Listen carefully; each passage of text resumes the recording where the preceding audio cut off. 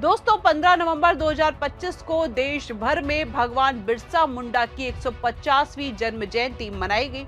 ये दिन जनजातीय गौरव दिवस के रूप में मनाया जाता है। बिरसा मुंडा एक महान आदिवासी स्वतंत्रता सेनानी थे, जिन्होंने ब्रिटिश राज के खिलाफ उलगुलान नामक विद्रोह का नेतृत्व किया।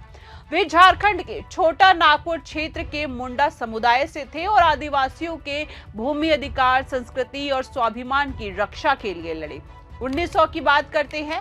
1900 में मात्र 25 वर्ष की आयु में वे शहीद हो गए, लेकिन उनकी विरासत आज भी आदिवासी समाज को प्रेरित करती है। इस वर्ष विशेष महत्व इसलिए था क्योंकि ये उनकी 150वीं वर्षगांठ थी। केंद्र सरकार ने 1 से 15 नवंबर तक जनजातीय गौरव वर्ष पखवाड़ा घोषित किया है, जिसमें देश भर में कार्यक्रम आयोजित हुए हैं। वहीं आपको बताते चले कि गुजरात में ये जयंती दोहरी तस्वीर पेश करती है। एक और राज्य सरकार और केंद्र के नेतृत्व में भव्य सरकारी आयोजन हुए, जहां प्रधानमंत्री नरेंद्र मोदी ने डेडियापाड़ा में एक बड़ी सभा को संबोधित किया।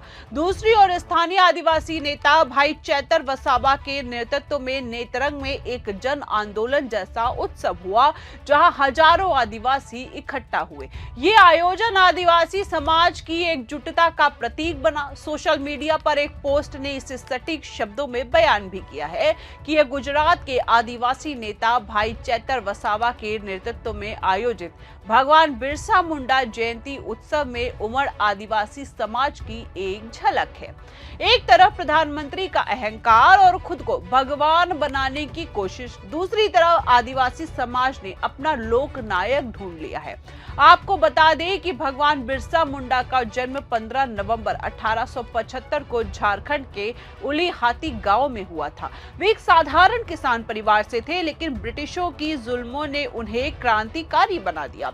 1890 के दशक में ब्रिटिश सरकार ने आदिवासियों की जमीनों पर कब्जा कर लिया और जंगलों को नष्ट करने लगी। बिरसा ने अबुआ राज हमारा राज का नारा दिया और उलगुलान विद्रोह छोड़ दिया। वहीं बिरसा को धरती आबा भूमि का पिता कहा जाता है। उनकी गिरफ्तारी के बाद रांची जेल में कैद के दौरान उनकी मृत्यु हो गई। आजादी के बाद 2021 में केंद्र सरकार ने उनकी जयंती को जनजातीय गौरव दिवस घोषित किया।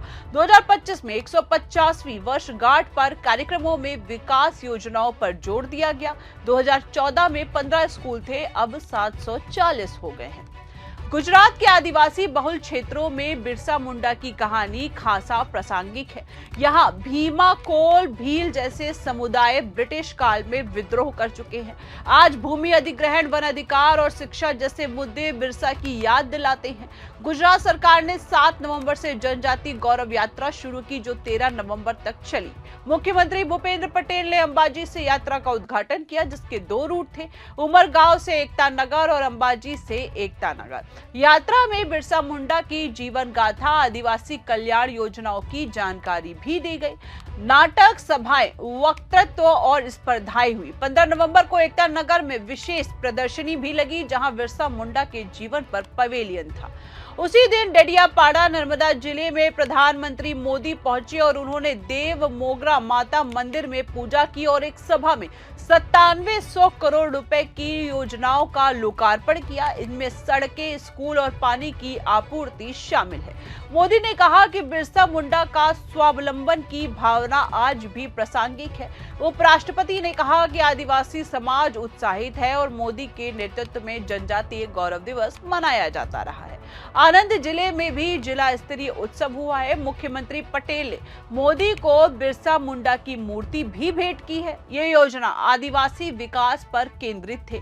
दूसरी तस्वीर नेत्रंग की है, जहां चैतर वसावा ने आयोजन किया। वहीं आपको बताते चले कि चैतर दमजी भाई वसावा का जन्म गुजरात के नर्मदा जिले में एक आदिवासी परिवार में हुआ था। वे भील समुदाय से हैं और राजनीति में आने से पहले सामाजिक कार्यकर्ता थे।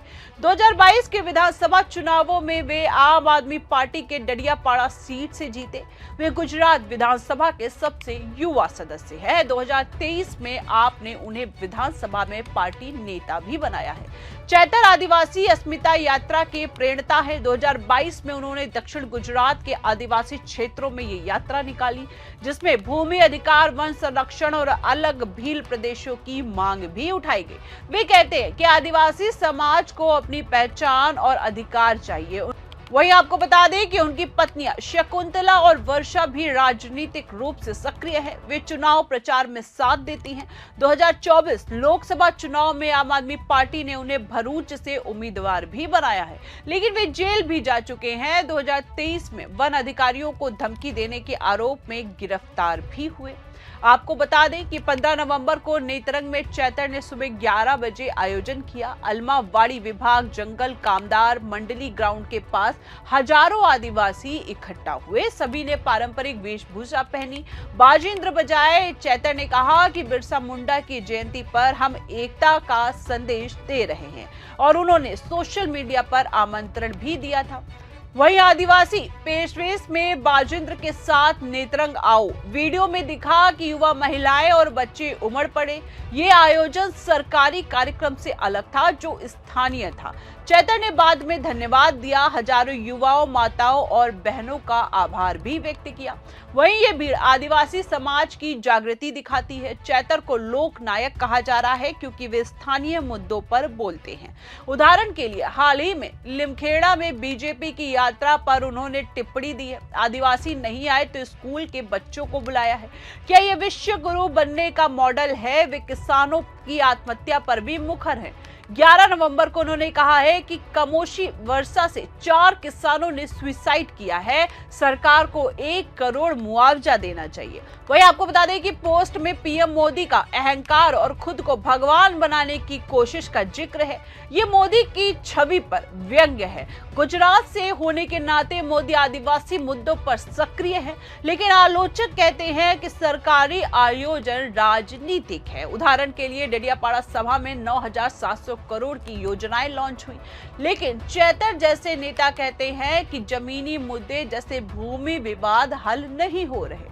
बीजेपी ने बिरसा मुंडा को अपनाया, लेकिन आदिवासी युवा चैतर जैसे स्थानीय नेताओं की ओर मुड़ गए। ये विपक्ष की रणनीति भी है। आम आदमी पार्टी में आदिवासी वोट बैंक मजबूत कर रही है। वहीं बिरसा मुंडा जयंती ने गुजरात के आदिवासी समाज को 2 राहें दिखाई हैं, सरकारी भव्यता और स्थानीय जागृति। चैतर वसावा का नेत्रंग आयोजन साबित करता है कि आदिवासी अपना लोक नायक चुन चुके हैं। ये उल गुलान की निरंतरता है। जैसे बिरसा ने कहा है कि अबुआ राज का सपना आज भी जीवित है। भविष्य में आदिवासी युवा इन नेताओं के साथ मिलकर बदलाव लाएंगे। ये जयंती न सिर्फ इतिहास की याद है बल्कि भविष्य की आशा भी है। वही इस खबर पर आपकी क्या राय है, हमें कमेंट करके जरूर बताएं। फिलहाल के लिए इस खबर में इतना ही। ऐसी ही तमाम बड़ी और राजनीतिक खबरों के लिए बने रहिए और देखते रहिए 4 PM गुजरात। मैं हूं आपके साथ दीक्षा। नमस्कार।